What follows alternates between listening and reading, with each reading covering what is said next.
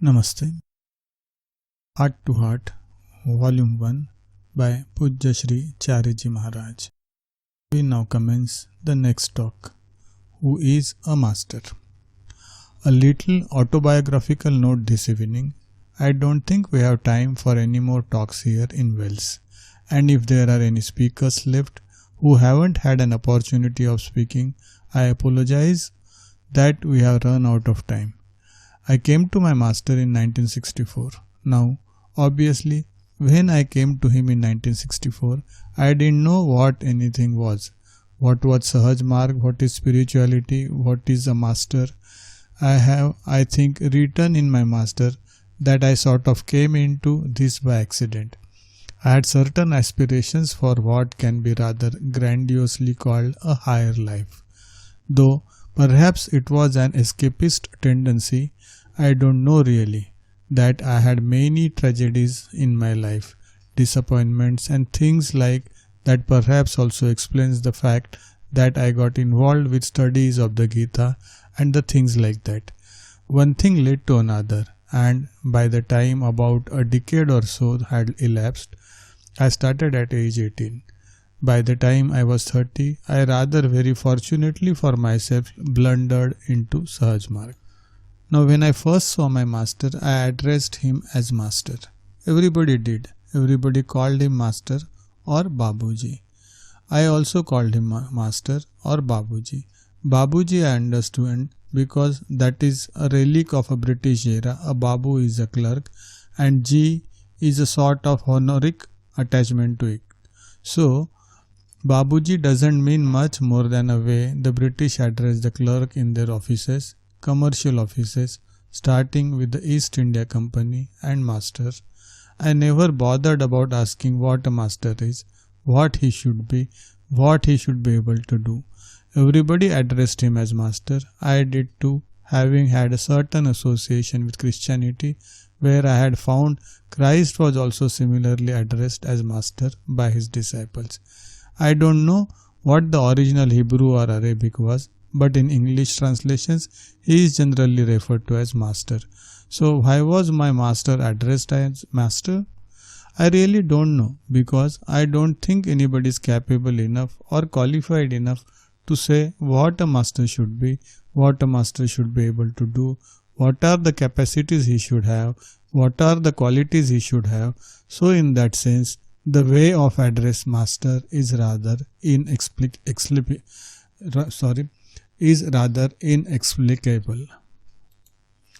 But as I grew with I grew in my association with Babuji Maharaj, there were two different trends in me. One was an increasing respect and regard, almost maturing into some sort of a worshipful attitude where I could call him master, perhaps even master with capital M. In my head, sometimes I have even addressed him as divine, my lord, so many things use him. And there was, if I can call it that, an opposing tendency for more and more love and more intimacy with him. And there were occasions when I have literally treated him as my son, as my child, as my younger brother, especially he was not very well and had to be looked after, mothered, cared for. So on one side, there was this increasing respect, regard, worship of him in which to address him as master seemed very natural. And there was this other counter tendency to become more and more intimate, more and more affectionate, more and more personally involved with him.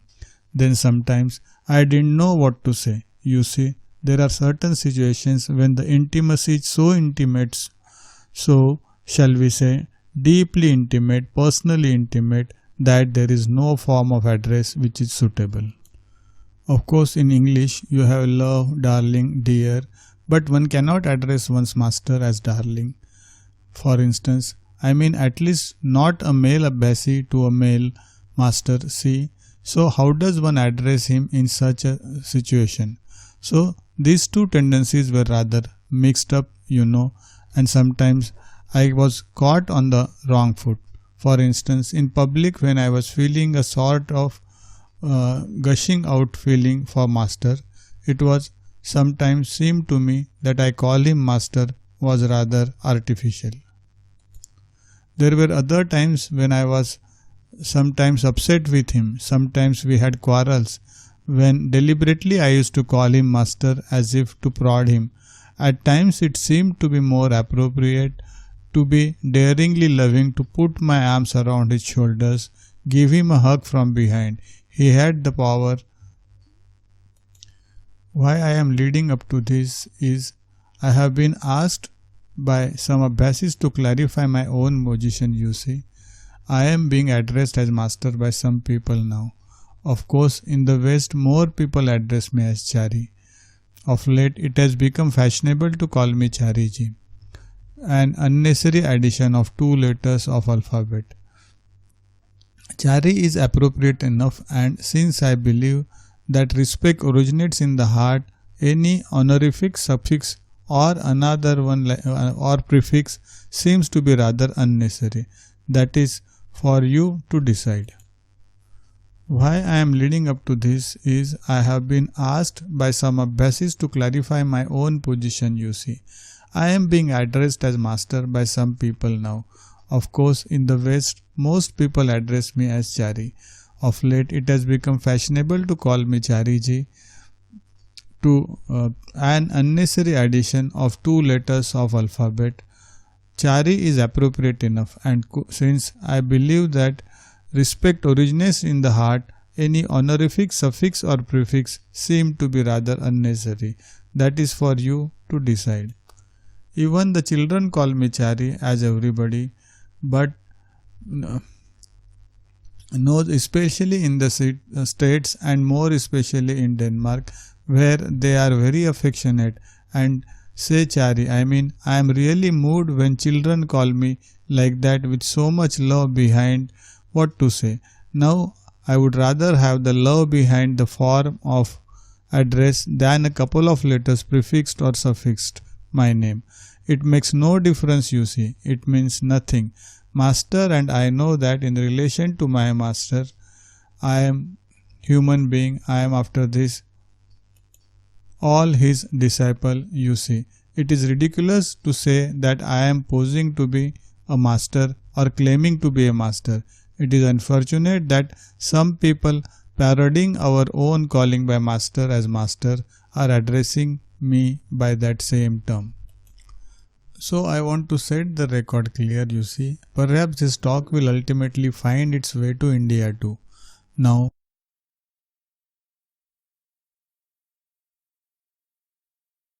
many people in India have said, let him publicly state that he is not a master.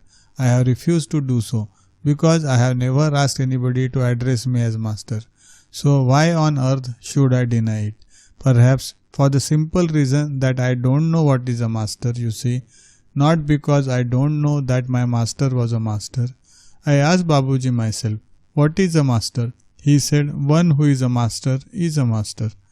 A very edifying answer, you see. Like he said, when I asked him a question, what is God? He said, God is God. What else can be God? So there is a definition for saint in Sahajmarg. One who has command over the powers of nature is saint.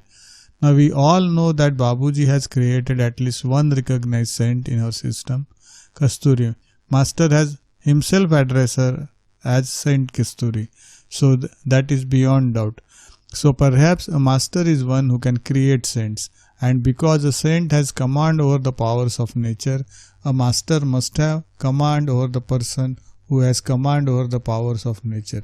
Rather, a reflexive way of looking at it, like a reflection between two mirrors, you see. So please permit me to say it that for all practical reasons I remain in my own sight nothing more than the disciple of my master. It shall always be the same, because even some day, let us assume, I become that which people call a master. If he wills it, it shall still be so. Perhaps I am already one. I don't know, but even if I became a master of masters, to my master I am always his disciple. To me, he is always my master. So in my eyes, there is only one master, and that is my master. Now people ask, what about Lalaji? He is not my master, you see. He was my master's master. I revere him. I adore him. I am grateful to him for having given us my master, our beyond that you know. But beyond that you know, I had no personal knowledge of him. I know that he sort of resuscitated this system, rediscovered it and gave it to the world. My master used to call him his master. So whatever I may be to you, I don't know what I am to you all. A brother certainly, I hope. Unfortunately, I cannot be a sister to you all, you see, because of sex limitations. A brother, I certainly am, because this is a brotherhood fundamentally.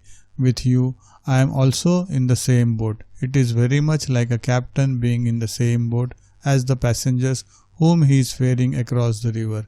As we discussed the other day, the superintendent of a jail is very much in the same jail in which the prisoners are imprisoned.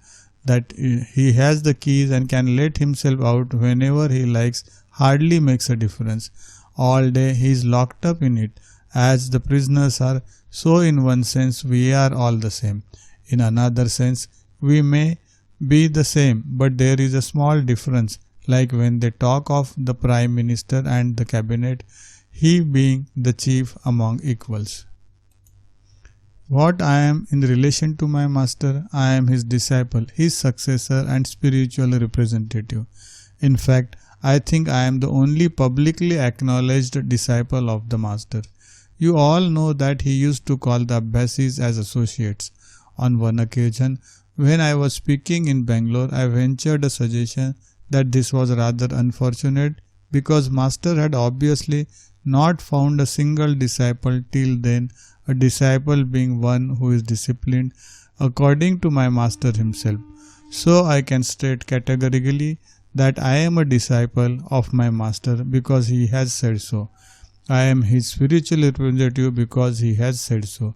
I am his successor to the office of president because he has nominated me as eagle resides on the top of cliff unapproachable.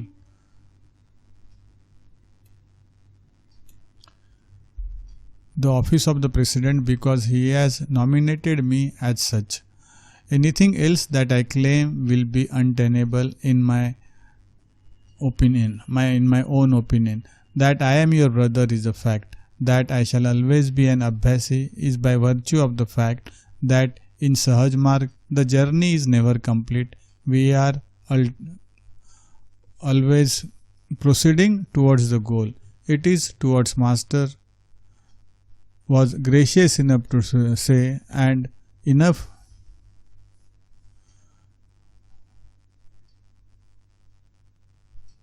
it is master was gracious enough to say and truthful enough to say that swimming in the ocean of bliss towards the center. Therefore, at what stage of this journey a man becomes a master is an irrelevant thing to consider. Many Abbasis creates a lot of problems me in India. The seniors and most of all makes me feel very often as some sort of hypocrite because I am being made to appear. I am not appearing as such. I am being made to appear as something which to some I am not. I mean I am patently not. They see straight away, and when a person address me as master, you know it is very much like the story of King Canute. The poor fellow was lied to and flattered and put on the ocean beach and told, which are well told, now you can stop the waves. You all know the story of King Canute. At least the English should. I am in somewhat of a similar situation, you see. So why all this rambling around? Please allow me to remain your brother. Let him remain the master. They will have a little more tolerance for each other. I would not have to hector you and lecture you because as a brother I may beat you some peers that it might be like, you know. And I think our common cause could be perhaps better served, more intimacy would prevail and more trust would be engendered. Because now I find there are also many things attributed to me which I perhaps lack. Ability to see things, ability to correct things, visions, and I am embarrassed by the number of telephone calls I get every day, even from Europe, even from states, putting up terminal cases to me. All that I can do is pray. You see, I pray. It is my Master's grace, it is His eternal generosity to us, His love for us, that in all the cases up till now, my prayer has been answered. I don't know whether it is my prayer which is answered or your prayers which are answered. It is immaterial. So long as somebody prays sincerely, Lai answers it. He answers it. So, you see, it thrusts upon me also responsibilities which I feel hardly qualified to handle. Now, this is burdening me with problems which should not be mine at this stage of my personal evolution. Even my master was very often upset with when he received telegram, so and so is dying, praying for his extension of life. Things like that, you see. Now we must understand that there are certain things in which even a master cannot interfere in life and death. When a baby is to be born, a master cannot decide. Please Babuji, my sister is pregnant. Can you please arrange that the child is born on the 17th of September 1987? Because that is an auspicious day on which 5 planets are coming into conjunction. A master cannot possibly arrange it, you see. I mean, if a master could have done it, he would have arranged so many things like that. He could have prevented his master's passing away from this world. Lalaji had to go even though his successor was already an established master about whom Lalaji had said, I have made you exactly like myself. Babuji had no authority to interfere in the acts of nature in that situation. He could not stop Lalaji from going. In fact, he did not even know when Lalaji had passed away. Only a telegram informed him, you see. So, this raises the question, when a master is a master, does he still have limitations? There would appear to be limitations which his master can impose on him at choice, at will, at necessity. You all know the case of one Abbasi whom Babuji wanted to raise 9 points. He gave him a sitting and he had pushed him by 3 points. When Lalaji spoke from above and said, what is this nonsense? Stop it. So I asked Babuji, as a master, did you not have unlimited authority in this matter? Couldn't you do what you chose? He said, after all, I have a master, you see, and his word is final. So he may have been our master, a man who could twist or spin the universe like a top, but he was a disciple of his master. He could not move one step without his authority and permission, as he was himself told me. And perhaps I have written, he could not even have a drink water without Lalaji's permission. So what is the mastery about? So this I mean it from my heart. Please don't add to my problems. I have enough of them without being called something which perhaps I am not, given responsibilities which others think I cannot handle, and made into some sort of demigod which I would not like to be, and more necessarily, more essentially, which gives me problems all over the world, you see. You see, I have always been telling people that only one relationship in this world could have divorce, the marital relationship. The only secure relationship is of the brother and sister. I mean, there is no question of acceptance or legality or anything like that. It is a natural relationship. It is a funny thing that brothers and sisters are created by fathers and mothers, but that the relationship of the father and mother can be the subject of a divorce. But the offspring cannot divorce each other, you see. A sister cannot possibly divorce a brother, isn't it? So in some sense, you know, that seemed to be a more stable, more shall we say, not only long lasting but eternal relationship. So why should we clutter up these categories of relationship with one more master and disciple, you see? First of all, it is redundant. It smacks of arrogance in the one who sets out to be a master, and for a person like me to be called a master. I mean, I have always been human.